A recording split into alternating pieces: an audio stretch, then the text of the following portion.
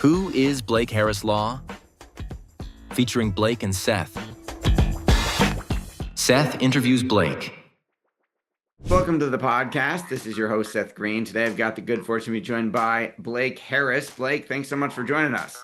Seth, it's an honor to be here today. Thanks for having me.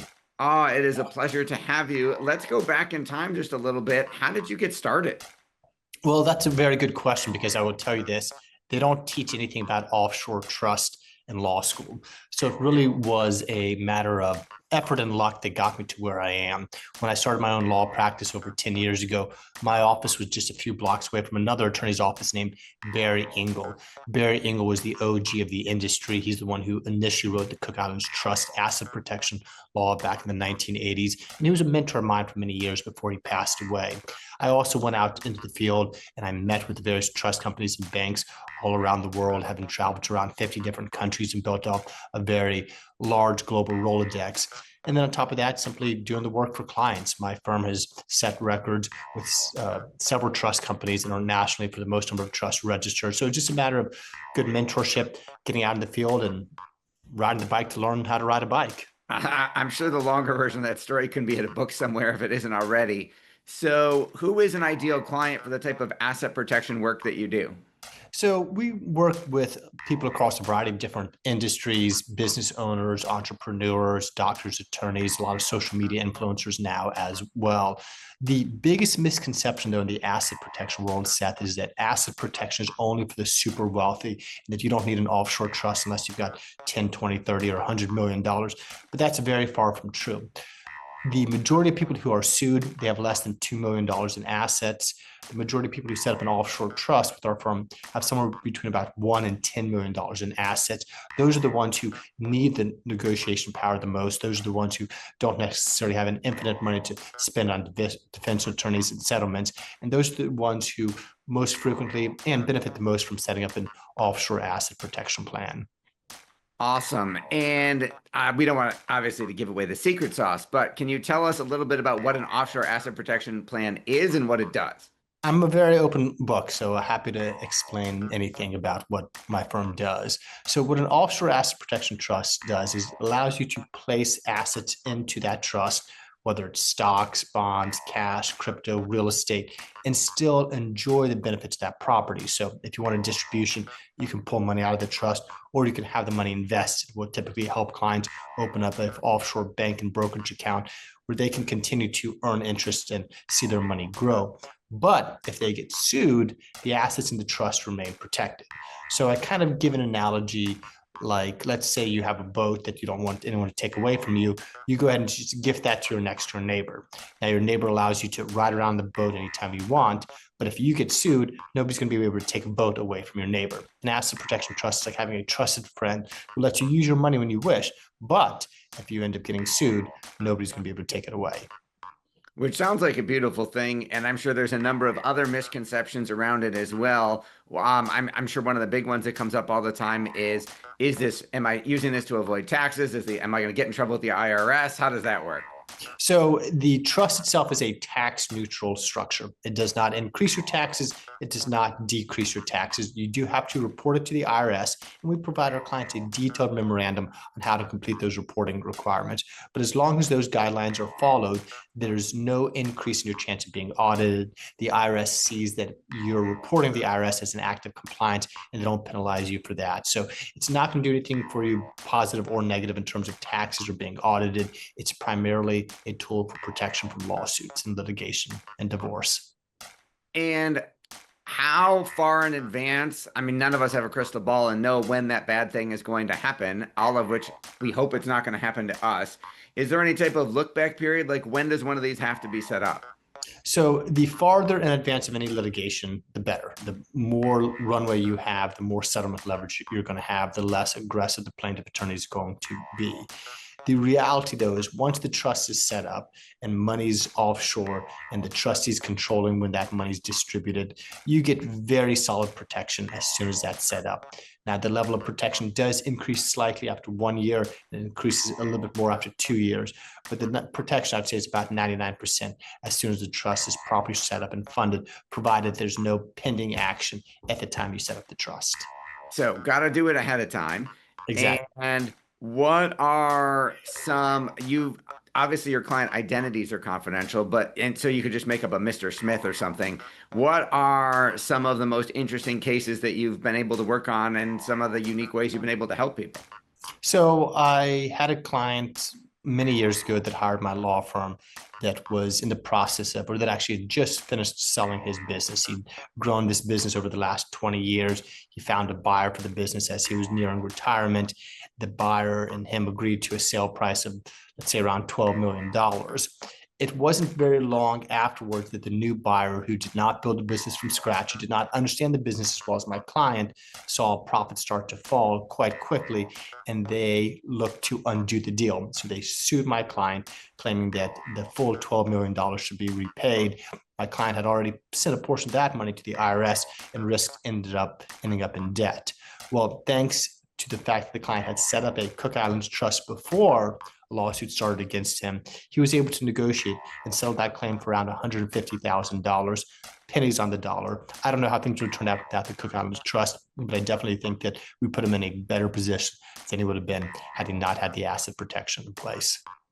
Absolutely. You mentioned not just for the ultra wealthy, you've had a number, I mean, I think you've hundreds, if not thousands of these. What have been some of the biggest lessons you've learned along the way? Well, to reiterate what we talked about earlier, it's all about timing. That's the most important thing that you can do to give yourself an advantage in the asset protection world. I will say that it was quite a journey to get to my place, in that we focus exclusively on offshore trust. Early in my career, I will admit that I set up a number of domestic trusts, or domestic trusts with triggers to move them offshore in the event of duress. But I saw how much weaker the bargaining power was that my clients were getting. And I realized, if I'm going to do something for my clients, I want to do it the right way, where not just they have the utmost confidence, but I have the utmost confidence as well. So it took some time to really understand the full landscape of asset protection, because there's a lot of bad information out there. There's a lot of confusing information out there. And ultimately, there's only one thing the clients want, and that's results. That's peace of mind. And we're able to do that by utilizing the most protected jurisdictions with the most reputable people in the industry, and utilizing the best banks from Switzerland, the best trust laws from Cook Islands, Nevis, or Belize. And it's the combination of the years of practice and experience, and the traveling and the meeting with people and seeing cases play out for our clients that got us to this solution, where we really feel there's not a better strategy out there for protection of assets. Are the laws different in each of the, states in the United States? So when you're considering setting up an asset protection trust, you've got the domestic options and you've got the offshore options. In terms of domestic options, you're looking at states like Nevada, Alaska, Wyoming, Delaware. They all have their own asset protection trust law. And I'd say there's about 18 states that you can choose from. The problem with any domestic state is a domestic trust could be compromised by a domestic court order. Article 4, Section 1 of the U.S. Constitution requires that every state give full faith and credit to the judgments of every other state. So if you have a trust in one state, but there's a judgment from a different state, that could compromise the trust. Also, sometimes judges will be more result-oriented and not necessarily uphold the facts or the law, and decide to break a trust. The benefit of the offshore trust is you don't have to worry about any of those issues I just talked about, the domestic trust. There's no U.S. court order that's going to break a foreign trust. There's no full faith and credit clause. These foreign jurisdictions make it very difficult for someone to go after the assets. So yes, there's different laws between different states. There's different laws between different countries. In terms of the best countries for an asset protection trust for an American, where they will gladly and routinely work with American, look at the Cook Islands, Nevis, and Belize as the top 3 jurisdictions. You've helped so many clients. What's your biggest challenge now? What's my biggest challenge? Well, we're still continuing to help lots of clients and help our clients navigate the field out there. There's a lot of information that I continue to put out, whether it's in books that I've written and continuing education that me or the other attorneys in my law firm have taught, but it's very much about getting our message out there. And when people understand that, yes, it's legal, yes, it's ethical, yes, it's going to, no, it's not going to increase your chance of being audited, then people tend to have a little light bulb in their mind and click. So it's not an issue so much of being able to do the work. We've got it very much down to a science. It's about getting the message out there and educating more people, because law schools are not teaching about the benefits of offshore trust. And it's a shame, because as attorneys, we need to be utilizing the best possible tools for our clients. And if law schools are not teaching it, well, then the burden falls on us attorneys to get the message out there about this opportunity for our clients. I'll talk a little bit about the books you've written. So everything I've written has been on the subject of asset protection. The most recent book that I published is Don't Let a Lawsuit Take Away Everything. And it's a manual that comprises a lot of the information that I will spend teaching new attorneys and new associates at our firm. So if you want to actually probably know more about asset protection, certainly know more about offshore asset protection than most attorneys, simply pick up a copy of that book and you'll be ahead of most attorneys in terms of understanding of offshore trust, simply because most attorneys know very little about offshore trust. Your passion is obvious. What do you like best about what you're doing? What I like best about what I'm doing, I like when we hear positive feedback from clients. An individual I just spoke with about 30 days ago, we set up a trust actually for his father many years ago. His father passed away. He was the next beneficiary. Well, his mother was the next beneficiary, but he's the one I've been communicating with. And he said to me, Blake, the trust worked exactly as you said it was going to.